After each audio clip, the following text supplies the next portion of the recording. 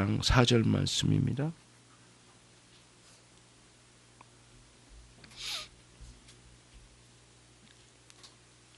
에베소서 6장 4절 말씀.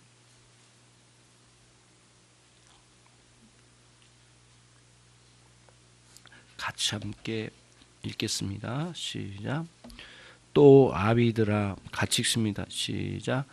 또 아비들아, 너희 자녀를 노엽게 하지 말고 오직 주의 교양과 훈계로 양육하라.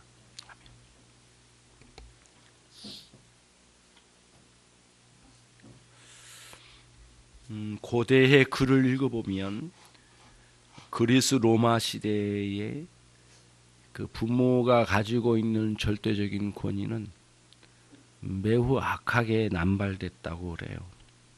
그래서 어린아이들을 원치 않으면 버리기도 하고, 입에 담을 수 없는 이야기죠. 심지어는 선천성 장애아이는 때로는 죽이기도 했답니다. 실제로 글에 나와요.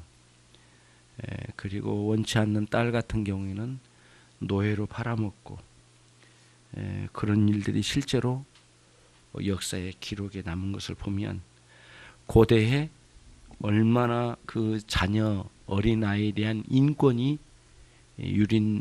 어린아이들의 인권이 유린당했는지를 알 수가 있죠. 이런 무지막지한 시대에 사도가 오늘 엄중하게 우리에게 권고의 말씀을 주는 거죠. 아비들아, 자녀를 노엽게 하지 말라. 어떻게 이 말씀을 받았을까요? 굉장히 어렵죠. 오늘날은 그렇게 무지막지한 사람들이 일반화되어 있지는 않지만, 그럼에도 불구하고 어린아이에 대한 인격을 무시하고 그들의 인격을 마음대로 휘둘러 버리면서 감정을 상하게 하고, 그리고 어린아이의 의사를 존중하지 않는 태도로 막 다뤄가는 자녀 양육이라고 하는 문제가 일반화되어 있죠. 그래서 이 아이들이 이 부모로부터 존귀히 여김을 받지 못하고, 그러면서 그래서 많은 상처와 아픔 속에 아이들이 무너지는 것을 경험하는 거죠. 그래서 아이들이 커가면서 충분히 부모에 대한 사랑과 또 부모로부터 엄중한 교육을 받기보다는 부모의 감정과 부모의 영적인 상태와 부모의 그 상한 감정에 휘둘림 당해가지고 아이들이 상처받으면서 커갔기 때문에 아이들이 인격으로 성숙되기가 참 쉽지 않은 환경 속에 있었다는 것을 볼 수가 있어요. 오늘은 우리는 이 세상에서 하고 있는 자녀 양육의 수준으로 말하려고 하는 것이 아니라, 오늘의 말씀은 여러분 마음에 깊이 새겨야 될 것이 있는데, 그것은 뭐냐면은 지난주에도 강조해 말씀드렸지만, 아무리 작은 어린아이일지라도 그 어린아이는 완전한 인격체로 구성된 존재라는 것, 또 성경의 가르침과 하나님의 역사에 분명한 우리가 믿음으로 확신할 수 있는 것 중에 하나가, 모든 어린아이는 하나님께서 하나님의 형상으로 지어놓은 존재라는 사실을 가져야 된다는 거죠. 그래서 윤리 도덕적 수준이요, 아이의 인권 수준이 아니라 내 자녀 안에는 하나님의 형상이 지어진 바 된 존재라는 것을 생각해야 된다는 거예요. 그래야만 결국 오늘 교훈의 말씀처럼 오직 주의 교양과 훈계로 양육할 수 있는 첫 단계가 된다는 거예요. 이 부분에 있어서 너무 많은 그리스도인들이 세속의 원리 정도로만, 아이의 인권 정도로만 생각해주고 아이를 양육하는 우리의 낮은 수준의 생각들이 부끄럽죠. 그러나 오늘 분명한 말씀은 하나님의 형상으로 지음받은 존재이기에 반드시 주님의 교양과 훈계로 양육을 해야 된다는 거예요. 그래서 오늘은 지난주에 우리에게 들었던 아비들아 너희 자녀를 노엽게 하지 말라라는 부분을 마쳤고, 오늘은 한 단계 조금 적극적인 내용이죠. 오직 주님의 교양과 주님의 훈계로 아이를 양육하라고 하는 좀 적극적인 면을 다뤄보려고 합니다. 교양이라고 번역되어 있는 파이데이아는 바로 잡는다는 뜻이 있답니다. 바로 잡는다. 교정하는 거죠. 옳지 않게 자라가는 아이의 마음가짐, 그리고 마음의 태도, 마음가짐, 그 다음에 생활의 태도, 그리고 하는 짓, 이런 것들이 잘못되어 있는 것을 바르게 가르쳐서 이렇게 훈련시키는 개념이 있대요. 그래서 파이데이아는 훈련이라는 단어로 바꿔서 번역하면 더 우리에게 와닿는 단어가 될 거래요. 그래서 보면은 오직, 본문 보세요. 오직 주의 교양이라고 되어 있는데 좀 애매모호해요. 오직 주님의 뭐예요? 훈련으로 양육하라고 했대요. 훈련은 굉장히 아이 양육에 있어서 중요한 면을 가지고 있대요. 몇 번의 가르침으로는 안 된다라는 거죠. 지속적으로 훈련시켜 가야 된대요. 예. 그것을 여기서 보여주고 있고요. 훈련이 없는 곳에는 선수도 없고, 훈련이 없는 곳에는 군인도 생겨나지 않을 거예요. 그렇죠? 훈련이 없이는 결코 좋은 그리스도인이 태어날 수가 없죠. 반드시 훈련이 요구됩니다. 사실은 여러분, 교회에 이렇게 주일에 출석하는 것도 훈련입니다. 어느 면에서는. 예. 주일날 그냥 한번 이렇게 지켜주는 게 아니라 이렇게 성실하게 주님 앞에 나가 예배하는 것도 굉장히 중요한 훈련 중에 하나일 거예요. 잘못된 것이 있으면 정확하게 바른 것을 가르쳐주고 그 바른 것에 맞춰 살아가도록 지도해 나가는 것. 한두 번이 아니에요. 지속적으로. 아이가 커가면 커간 대로 거기에 맞게끔 지도를 해 나가야죠. 그래서 조엘 비키 목사님이 썼던 그 자녀 양육이라는 책이 있습니다. 여러분에게도 한 권씩 드렸습니다. 지난번에 자녀를 두고 있는, 어린아이를 두고 있는 부모들에게 드렸는데 받았는지 모르겠어요. 또 읽어봤는지 모르겠어요. 지난번에 저희들이 힘써가지고 요 책을 또 활용을 잘 하려고 합니다. 그런데 뭐냐면은 겉에는 이렇게 소요리 문답집이라고 되어 있는데요. 이것도 제목이 좀 그러긴 해요. 소요리 문답 하나만 있는 게 아니라 뒤에는 자녀 양육입니다. 제가 보는 판단으로는 조엘 비키 목사님의 책이 자녀 양육에 있어서 기독교인들에게 가장 훌륭한 책인 거예요. 요즘 들어서. 이 책을 면밀하게 여러분들이 봐야 되겠어요. 꼭 보시고 살펴보시고요. 뒤에 가면 아주 중요한 내용들이 많이 있습니다. 자세히 봐야 되거든요. 봐야 되는데 제가 거기에서 몇 가지를 인용을 해서 한번 보도록 하겠습니다. 우선적으로 자녀를 훈련시키려면 지적인 면에서, 지성적인 면에서 훈련이 돼야 된대요. 저는 동의가 돼요.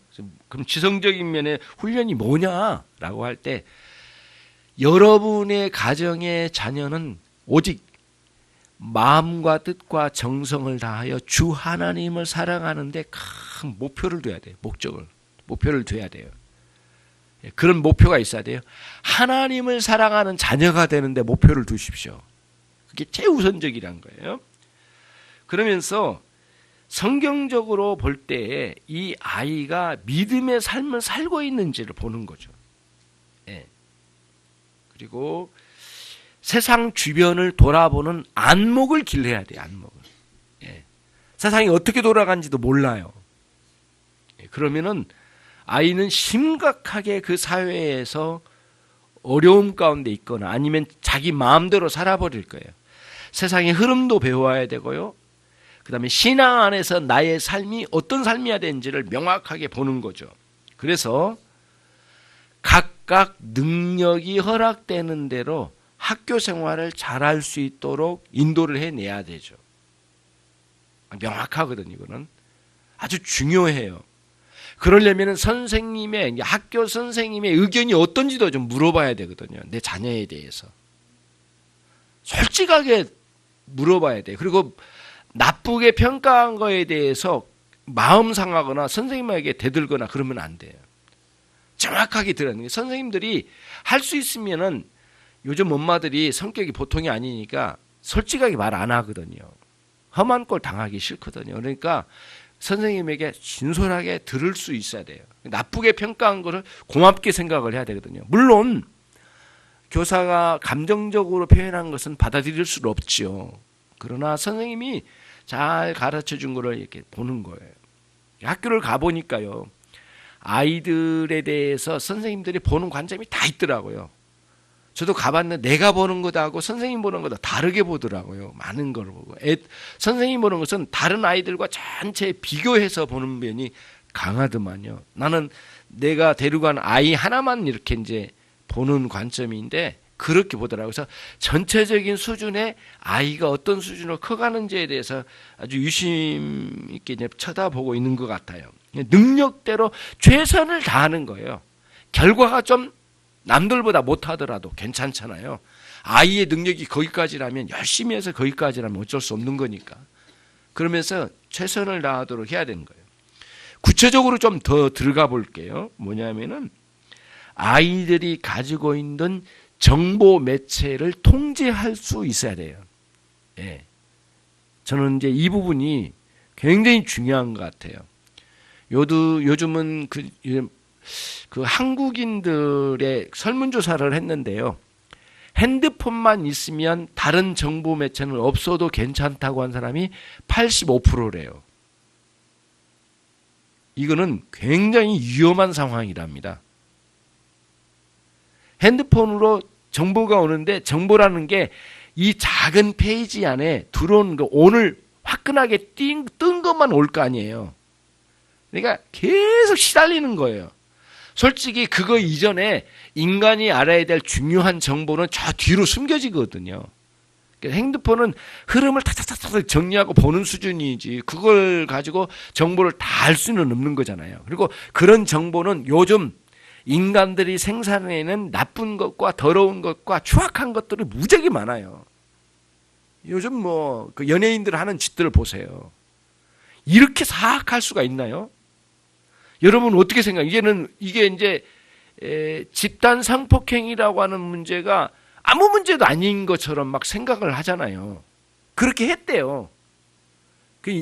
반복적으로 계속 들어오니까 이제는 별로 문제가 안 되는 것처럼 많은데 이거는 정말 이거는 있을 수가 없는 거잖아요.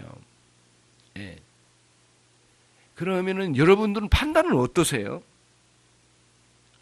예. 진짜 엄중하게 해야 되지 않겠어요?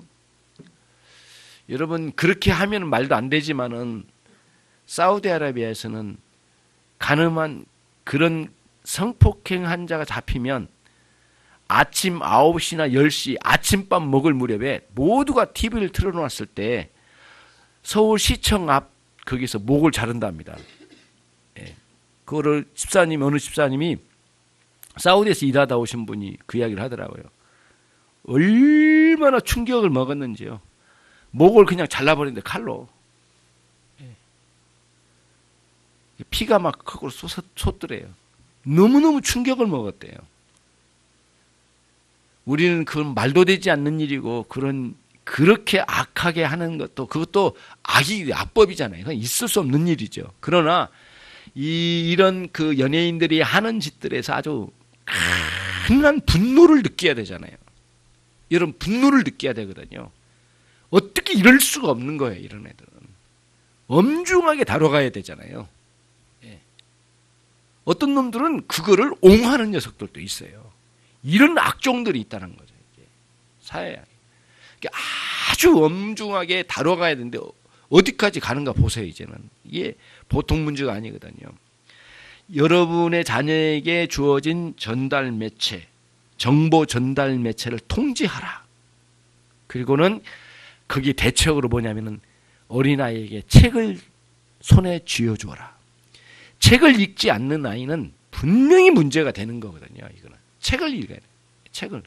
책도 건강한 책들을 아주 건강한 책들을 읽혀줄 수 있는 부모의 입장에서는 다 읽은 것을 줄 수는 없다 하더라도 다 읽지는 못하더라도 좋은 책인지 아이에게 유익한 책인지 아이에게 맞는 책인지 분별할 수 있는 수준까지는 엄마도 노력을 해야 된다고 생각해요. 아빠도 그렇고요. 예, 제가 초등학교에 한번 갔거든요. 송천초등학교 갔는데 너무 감사했어요. 우리 주일학 이건 우리 교회 자랑이 아닙니다. 이건 자랑이 아니에요. 나는 있는 그대로를 말하는데 자랑이 되겠네요. 아이들이 도서관에 있는 학교 도서관에 있는 우리 주일학생만 있는 거예요. 너무 기뻤어요. 내가 솔직히 내가 일이 바빠가지고 막 튀어나왔는데 진짜 애들을 칭찬 많이 해주고 싶었거든요. 아쉬울 정도로. 다 끝나고 보따리 메고 다 책 보따리 모이고 다 집으로 다 튀어가는데 우리 아이들이 거기 앉아서 책을 보고 있어요. 열심히. 내가 가니 깜짝 놀래가지고 막 손을 흔들더라고요. 예. 깜짝 놀랐어요. 너무 감사하더라고요. 너무너무 아이들이 저렇게만 계속 자라간다면 나는 훌륭하게 애들이 커갈 거라고 생각이 들어요. 간헐적으로 저도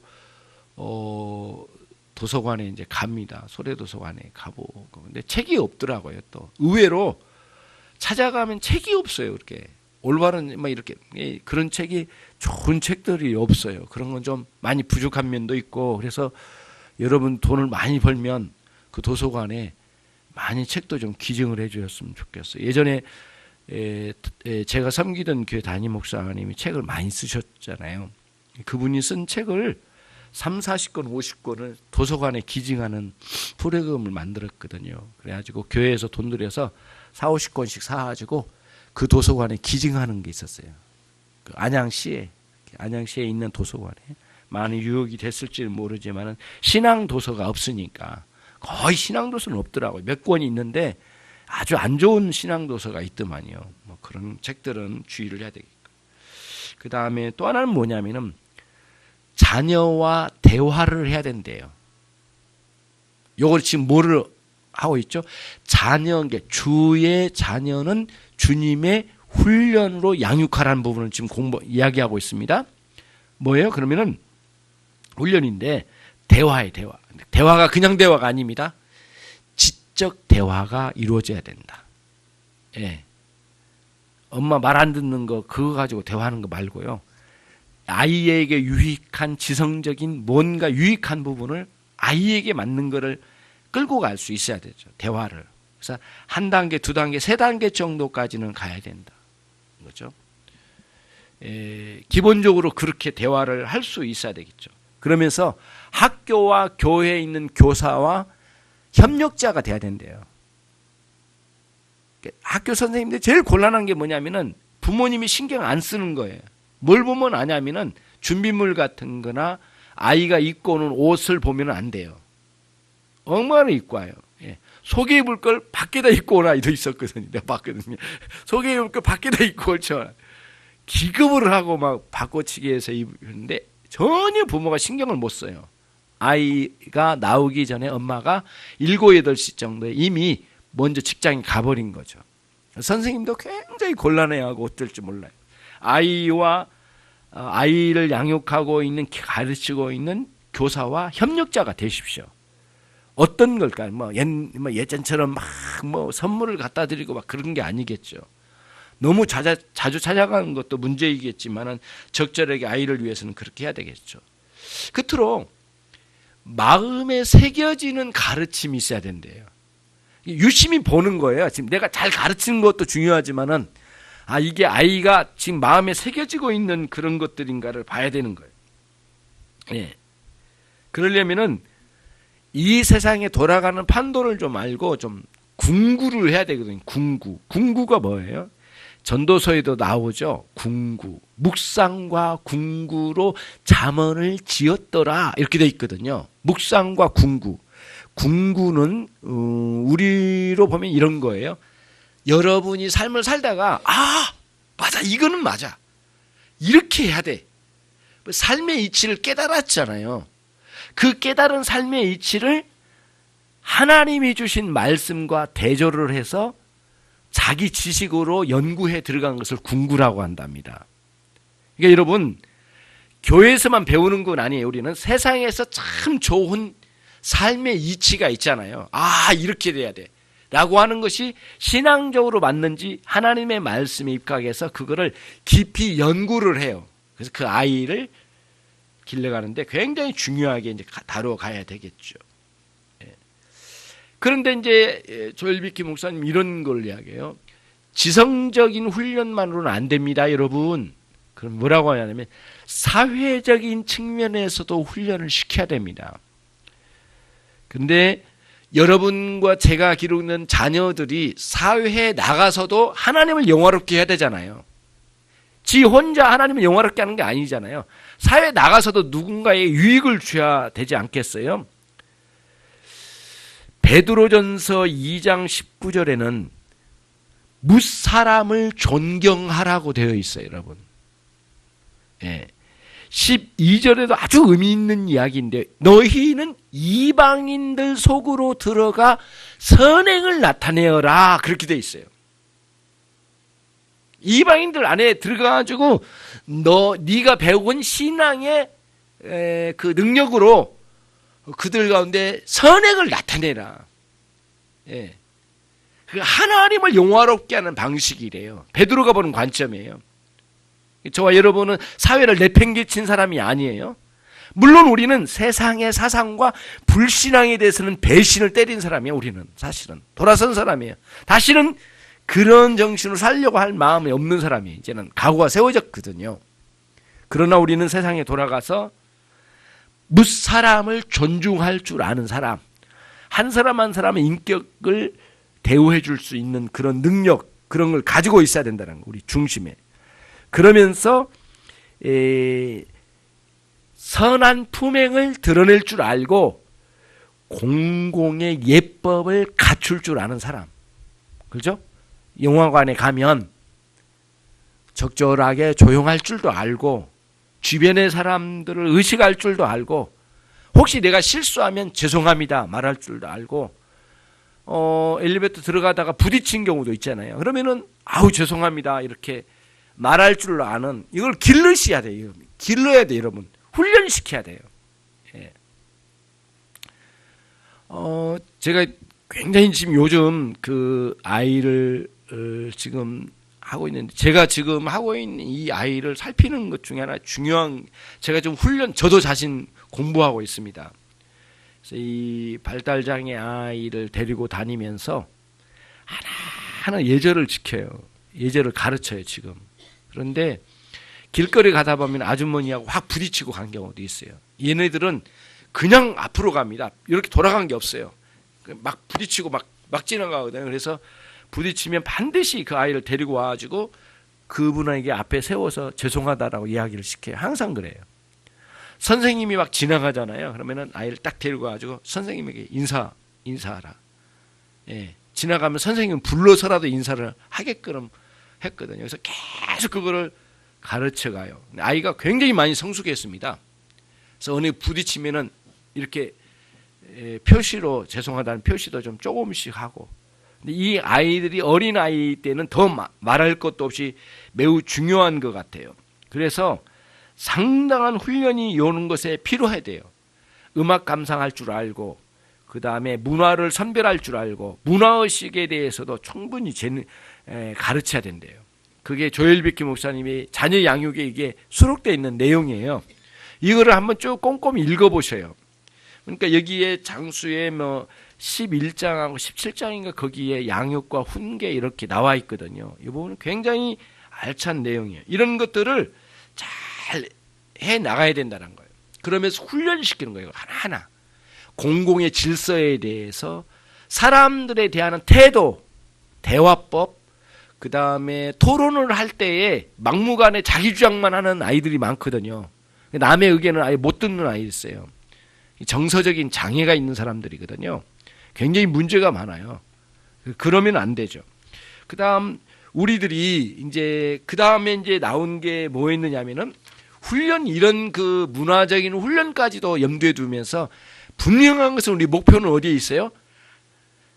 마음과 뜻과 정성을 다하여 주 하나님을 사랑하는데 아이가 이르도록 하는데 목표를 두는 거예요. 그러니까 신앙과 이 사회를 공부하게 해줘야 된다는 거예요.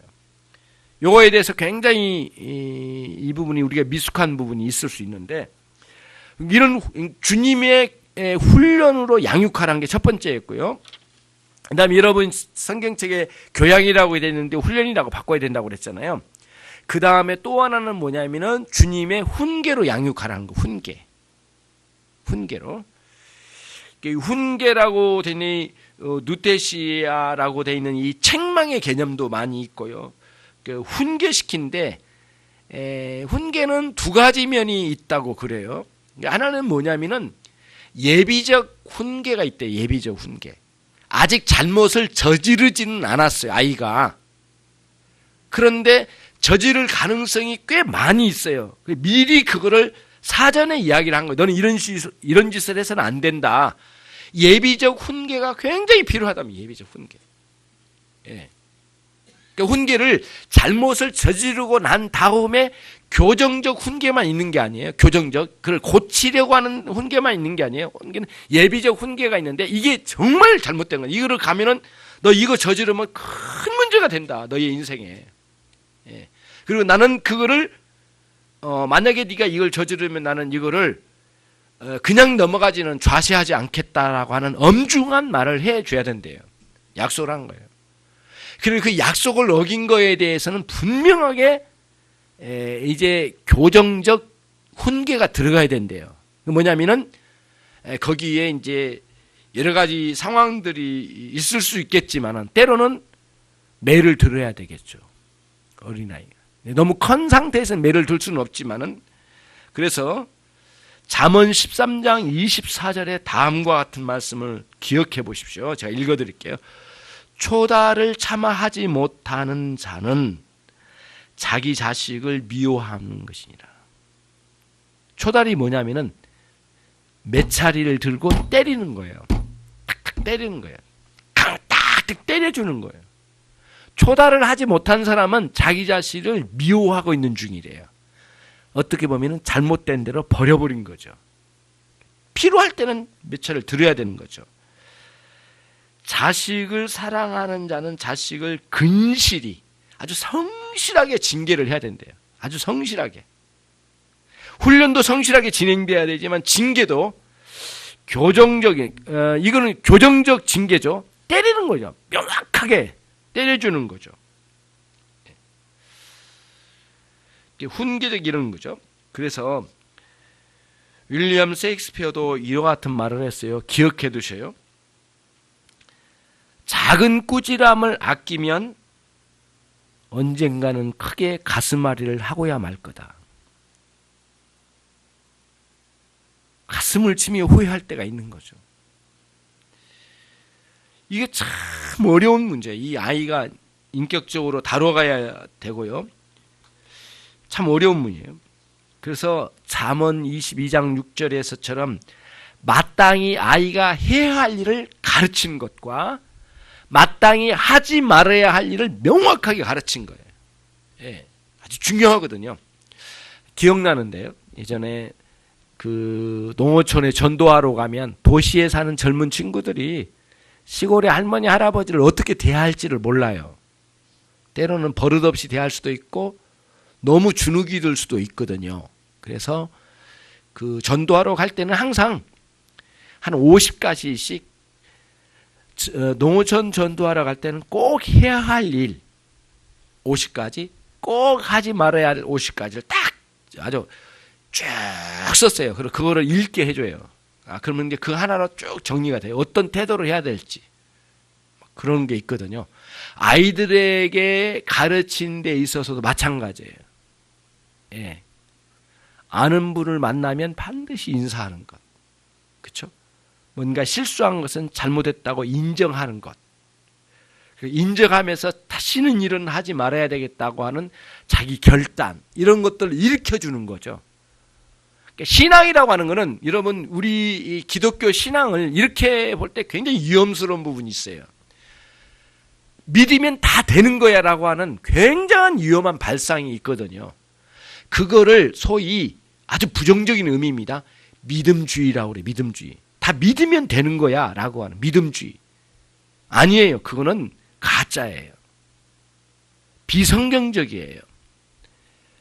하나님을 믿고 신뢰하며 살아가는데, 하지만 지성적으로 훈련되고 그리고 사회적으로 훈련시켜야 할 일이 많아요. 그거는 어린아이들도 그렇고 우리도 마찬가지예요. 그렇잖아요. 그러면서 때로는 징계라고 하는 명확한 일이 있어야 돼. 예. 예비적 징계. 예.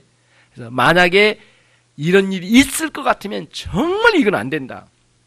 그리고 이런 일이 일어나면은 부모로서 나는 얼마든지 너에게 분명한 선을 보여주마.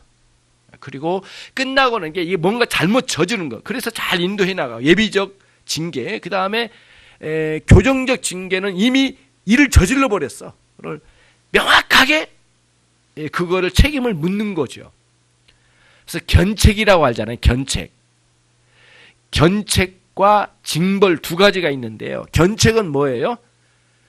이 아이가 뭘 잘못했는지를 마음에 새기도록 가르쳐 준대요. 그리고는 그거를 깊이 반성시키는 견책이 필요하대. 견책.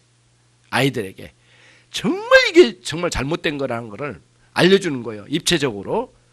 너는 너 불편해서 그 짓을 했는지 모르지만, 네가 어떻게 필요해서 했는지 모르지만은 이 일로 인하여 주변 사람들과 그 다음에 영향 끼친 것과 그 다음에 우리 집안에 욕먹는 것과 하나님을 영화롭게 못한 것과 신앙인으로서 부끄러운 짓과 이런 것들을 입체적으로 다 설명을 해가지고 잘못된 것들을 정확하게 견책으로 마음에 뼈에 사무치도록 가르쳐 주는 거예요.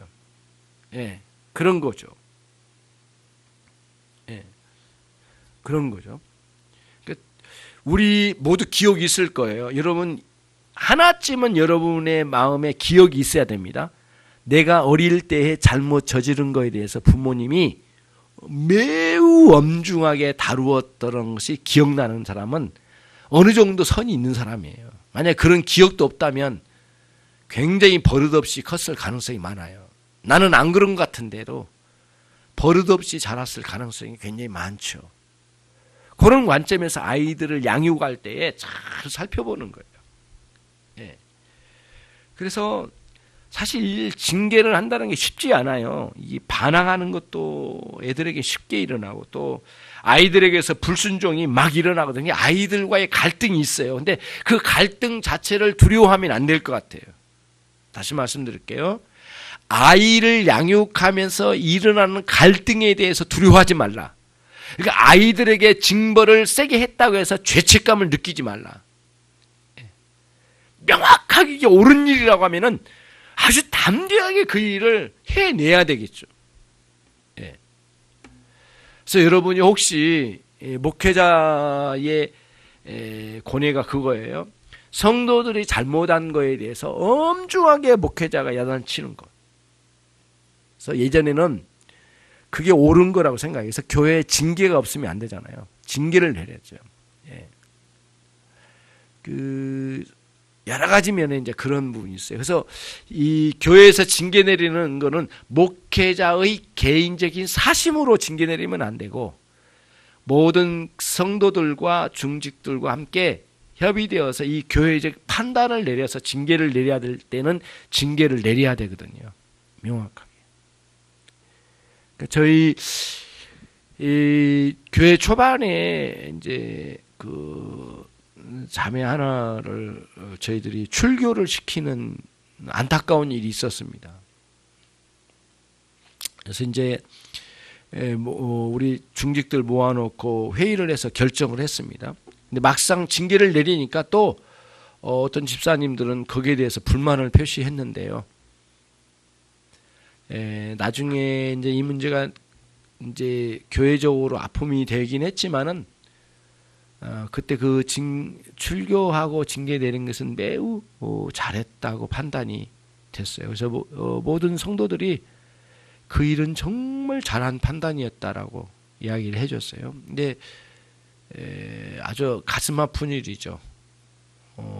이성적인 문제도 있고 여러 가지가 막 같이 섞여 버렸어요. 많이 섞였는데 엄중하게 징계를 해서 출교를 한 경우가 있었어요. 그 외에도 수산정지, 성찬을 못 받게 하는 수산정지, 그 다음에 근신 처리하는 여러 가지 방식들이 있는데 교회도 그 일이 일어나야 되거든요. 그래서 여러분, 교회에서 엄중하게 징계를 내리는 교회는 가장 아름다운 교회예요. 사실은요. 우리 교회가 그렇게 엄중하지는 않아요. 사실은. 그러나 굉장히 중요한 면이 있어요. 어린아이도 마찬가지예요. 그래서 훌륭하게 아이가 자라갈 수 있도록 적절한 예비적 징계와 예비적 훈계와 그 다음에 교정적 훈계를 잘 활용하셔서 여러분이 기르고 있는, 여러분이 양육하고 있는 어린아이가 잘 자라기를 바랍니다. 저는 그래서 기도하도록, 그렇게 그 일을 위해서 저는 열심히 기도하겠습니다. 그러면은 우리들이 이 본문에서 또 하나 봐야 될 것 중에 하나가 뭐냐면은요, 이런 거예요. 거기 보시면 오직 교양과 훈계로 양육하라 되어 있는데, 사실은 그 앞에 중요한 부분은 주님의 교양이라고 되어 있어요. 주님의 훈련, 주님의 훈계로 되어 있거든요. 주님의예요. 주님의라고 하는 것은 뭐냐면은 정확히 말하면 주님께서 기뻐하시는 훈련과 훈계란 뜻이랍니다. 주님께서 기뻐하신 것. 근데 그 주님께서 기뻐하신 것은 실제로 주님께서 이 땅에 보여주신 거였어요. 어떻게 보여주셨는가? 그게 이제 오늘 우리들이 유심히 봐야 될 부분이에요. 물론 주님은 우리의 구속주이셔요. 그러나 어떤 면에서는 주님께서 우리에게 스승, 우리의 영원한 하늘나라의 스승으로 우리에게 오셨어요. 그래서 스승으로서 스승의 관점으로 봐야 할 때가 있어요. 그 관점으로 보면은 다음과 같은 것들이 있어요. 예수님께서 마태복음 11장 28절 9절에 이제 이런 말씀을 주셨어요. 너희는 내 마음을 배우라. 수고하고 무거운 짐진 자들아 다 내게로 오라. 내가 너희를 쉬게 하리라. 이렇게 말씀하시고 내 마음을 배우라고 말씀하셨어요. 근데 내 마음은, 주님의 마음은 어떤 마음이냐면 온유와 겸손이니라. 그랬어요. 온유와 겸손. 그러니까 주님으로부터 배우는 게, 그러니까 주님이 기뻐하시는 훈련과 훈계는 다른 게 아니에요.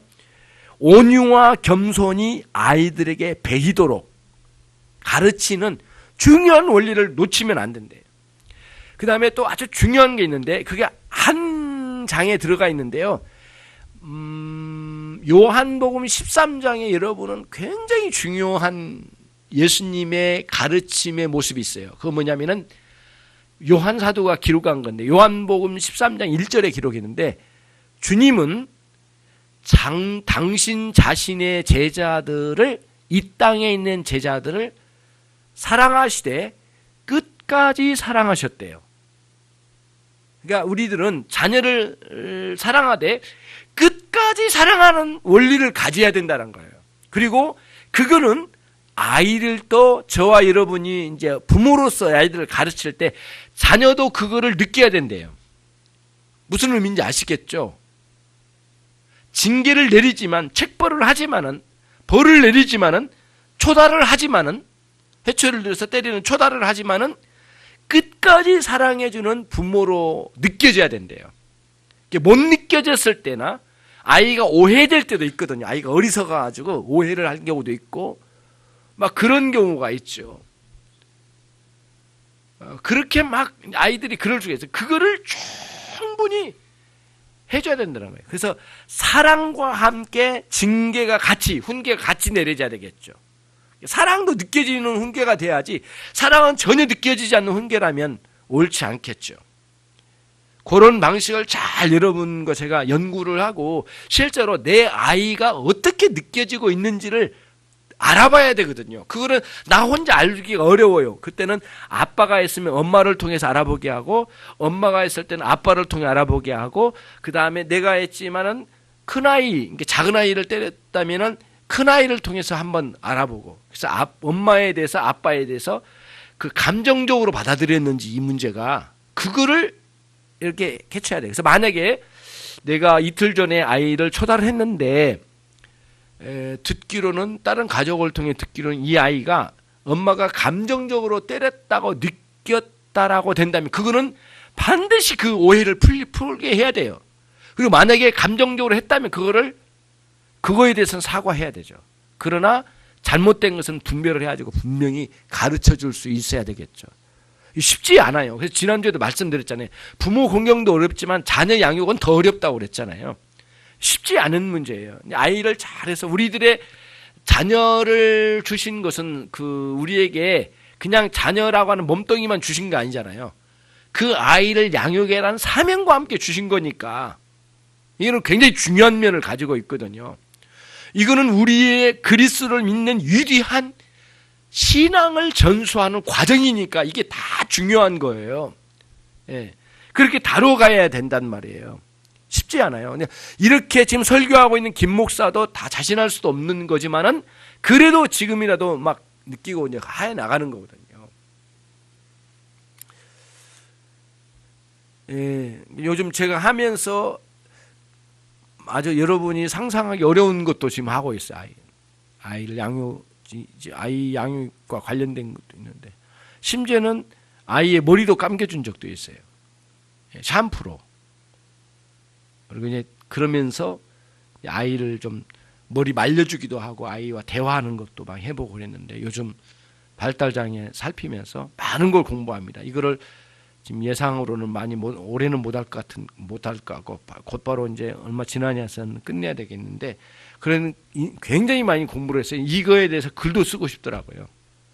제가 원하는 거는 뭐냐면은 이 발달장애 아이들은 아이의 3살, 4살 수준 이하에 떨어진 상태거든, 지적으로. 근데 그 아이의 심리적인 부분을 풀어내지 않으면 굉장히 잘못된 게 많이 일어날 수 있답니다. 나중에는 막 정신과적인 문제로 막 튀어나가 버리기도 하고 범죄자로도 떨어져 버리기도 하고 부모가 버려버리면 그렇게 된대요. 그 아이. 그런 아이를 살펴가는데 아무튼 여러분과 제가 기르고 있는 이 양육하고 있는 아이들을 어떻게 하면 아름답게 이렇게 해나갈 수 있을까? 그렇죠? 주님께서 그러신 거예요. 끝까지 사랑하시는 당신의 사랑으로 제자들을 살펴가신 거예요. 그 다음에 또 주님께서는 그들을 살펴가실 때에 온유와 겸손으로 살펴가셨고요. 그 다음에 주님께서 또 한 면에 아주 아름다운 장면을 보여주셨어요. 요한복음 13장에 그것도요. 무릎을 꿇고 주님이 겉옷을 허리에다가 동이고 수건을 가지고 두르고 주님께서 제자들의 발을 씻겨주신 장면이 요한복음 13장에 나와요. 그리고 너희도 이와 같이 섬겨라 이렇게 말씀하셨거든요. 그러니까 누구를 가르치려고 하느냐? 그럼 너희 가르침은 너희 제자를 이와 같이 섬기라고 하는 방식으로 무릎을 꿇고 주님이 베드로를 중심으로 발을 씻겨주신 장면이 나와요. 여러분의 아이 하나하나를 발을 씻겨주시는 그 아름다운 부모의 모습이 계속 이어져요. 지금도 기억이 나는데 내 손을 붙들고 아주 새카만 때가 묻어있는 내 발을 씻겨주시는 엄마의 모습이 지금도 문득문득 떠올라요. 차가운 날 물을 갖다가 데펴가지고 거기서 막 닦아주고 그리고 양발 씻겨주는 게 지금도 문득 생각나면은 굉장히 감동이에요. 하나님은 이런 거를 사용하신 것 같아요. 부모의 헌신적인 섬김을 아이랑 떠올리게 하는 거죠. 만약에 이걸 떠올지 못한다면 그 무엇이 크게 짓누르고 있을 거예요. 그게 해체되면은 언젠가는 부모의 그 사랑을 알게 될 날이 올 거예요. 물론 지금 우리가 양육하고 있는 이 지금 상황에서는 아이들로 하여금 실망을 많이 경험할 수도 있지만은 너무 좌절하지 말자고요. 하나님은 여러분의 헌신적인 섬김을 아셔요.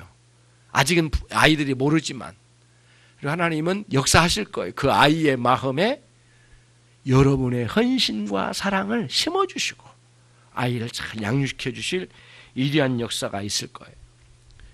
심지어는 예수님은 우리가 모본으로 삼아야 될 중요한 주님의 훈련과 훈계를 말하는 겁니다. 주님 기뻐하시는 일이 뭔지. 철저하게 실패한 제자, 더 이상 실패할 겨를 마지막 막장으로 떨어진 실패한 제자를 주님은 회복시켜 주셨어요. 그게 요한복음 21장이에요. 요한 사도는 사랑의 사도란 말을 들었잖아요. 전체가 사랑 덩어리의 내용이, 그리스도의 사랑이 풍성해. 요한복음의 특징이 그겁니다. 여러분과 저에게 요한복음이 있다는 것은 최고 행복한 장이에요. 가장 행복해요. 우리 인생에 책이 있어. 요한복음이란 책이 있다는 사실만으로도 우리는 영광스러운 신앙생활을 하고 있는 거예요. 요한복음은 여러분의 것이에요. 마음껏 읽어내야 돼요. 요한복음 마지막 21장에는 인생의 제자로서 막장으로 떨어진 사람이에요. 베드로의 배신. 3번 부인하고 저주와 함께 배신한, 이게 주님을 부정한 배신한, 그러니까 완전히 등을 돌려버린 사람이, 이 사람이. 예수님의 제자 중에 제자였던 베드로. 근데 그를 만나주셔요. 조밥 먹는 아침 시간에 생선을 떼어주시고 빵을 떼어주시면서 네가 나를 사랑하느냐? 네가 나를 사랑하느냐? 3번 물으시고 그 영혼이 와르르 무너지듯이 자기의 부끄러운 것을 회개하지 않았겠느냐고요. 베드로 3번 부인했죠. 예수님 3번 물으셨어요. 그 3번의 반복은 강렬하게 베드로의 마음을 흔들어 놓았을 가능성이 매우 높아요. 아무리 실수하고 무너진 아이일지라도 그를 회복시켜 줄 수 있는 부모가 돼야 된다는 거예요. 그 아이의 모든 실수와 잘못된 것을 부모의 가슴에 담는 거예요. 너무 어려워요. 부모는 한없이 거기서 우는 거죠.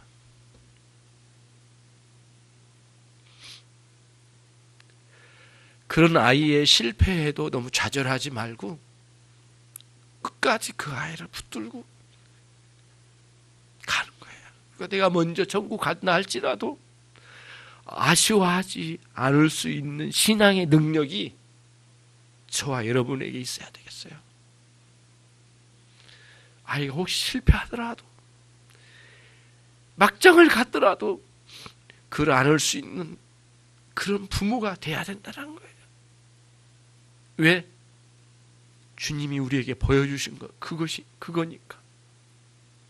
사실 우리는 주님을 수십 번, 수백 번, 수만 번 주님을 배신했잖아요. 그러지 않았나요? 죄를 저지를 때마다 주님을 배신한 거니까요. 수만 번 배신했잖아요. 주님은 끝까지 사랑해 주시고 심지어는 회복까지 익혀주신대요. 어려워요. 그래서 여러분의 능력과 여러분의 지혜로는 결코 그 일을 못해. 할 수 없어. 그 아이의 실패와 정말 봐줄 수 없는 상황으로 떨어진 상황 그 자체를 받아들이기 어려워요. 그래서 주님께 무릎을 꿇어야 돼, 내가. 부모가. 그래서 그 부모와, 아니, 그 주님과 함께 이 상황을 끌어안고 한없이 아파하며 기도할 수 있고 처절하게 주님과의 만남이 있는 사람, 그 결과로 사실은 자녀를 끝까지 용서하고 용납할 수 있는 자리까지 갈 수 있을 거예요. 그게 주님의 방식이래요. 어렵죠? 굉장히 어렵죠. 아니, 불가능하죠. 그래서 자녀 양육을 하면서 많이 아파하고 좌절을 많이 경험해, 우리 엄마들이. 그러나 그 눈물의 세월은 여러분이 기대했던 것 이상으로 아이가 훌륭하게 크게 될 것을 하나님께서 원하셔요. 그거에 대해서 너무 두려워하지 말고 이겨갑시다. 말씀을 쭉 정리해 볼게요. 오늘날 사회의, 이 땅의 사회의 부모들이 가지고 있는 가치관들은 너무 추해요. 그래서 내 어린아이가 남들보다 좀 앞서갔으면 좋겠고 더 높은 곳에 올라갔으면 좋겠고 그리고 남들보다 더 많이 가지고 누렸으면 좋겠고 경쟁에서 살아남았으면 좋겠고 거기에 다 사로잡혀 있거든요. 가치관이. 그러다 보니까 주변에 있는 아이들에게 친구들에게 배려할 줄 모르는 거예요. 배려가 없어요. 더불어 살아가는 방식을 다 잃어버린 거야, 아이들이. 나만 살면 되겠다라는 생각을 가는 거죠. 그러니까 그러한 가치관으로 아이를 양육하면 아이는 완전히 인격이 엉망이 돼버린 거죠. 지난번에도 말씀드렸잖아요. 아주 천재적인 아이는 이렇답니다. 가장 천재적인 아이는 제일 먼저 드러나는 게 뭐냐면은 이런 거래요. 아주 뛰어난 천재적인 아이일수록 공평을 안답니다. 남을 배려하고 빵이 있는데 똑같이 나눠 먹으려고 고민을 할 줄 아는 아이가 아주 어린 나이에 그런 아이는 굉장히 훌륭하게 큰답니다. 왜냐하면 인간은 혼자 살 수 없거든요. 어차피 서로 관계되면서 살아가야 될 존재이기 때문에 그렇대요. 만약에 사회가 없다면 혼자 살아야 된다면 그런 건 아니어도 살 수 있겠지만은 이 땅은 혼자 살아갈 존재가 아니거든요. 다 같이 살아야 되거든요. 공평하게 나누는 걸 알아야 된대요. 만약에 머리는 뛰어난데 천재 같은데 그게 없다면 그는 반드시 잘못되길 거예요. 그렇게 되면. 그걸 고쳐지지 않으면 오히려 머리가 뛰어난 것이 자기를 멸망시킬 가능성이 많겠죠.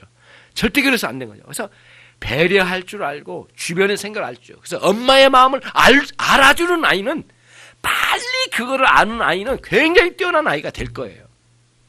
예. 또 마찬가지 엄마도 아이의 마음을 빨리빨리 알아내야 되죠. 아이의 마음을 알아주는 쪽이요. 서로가 서로의 마음을 알아줘야 되잖아요. 교회도 마찬가지겠네요. 목회자가 성도들의 마음을 알아주고 그리고 성도들은 목회자의 마음을 알아주면서 서로가 깊이 알아주면서 이렇게 가는 거죠. 이런 게 굉장히 뛰어난 다른 어떤 재능보다도 가장 뛰어나대요. 실제로 제가 들은 강의인데요. 서울대 교수가 강의한 건데 그분이 첫성이 그러더라고요.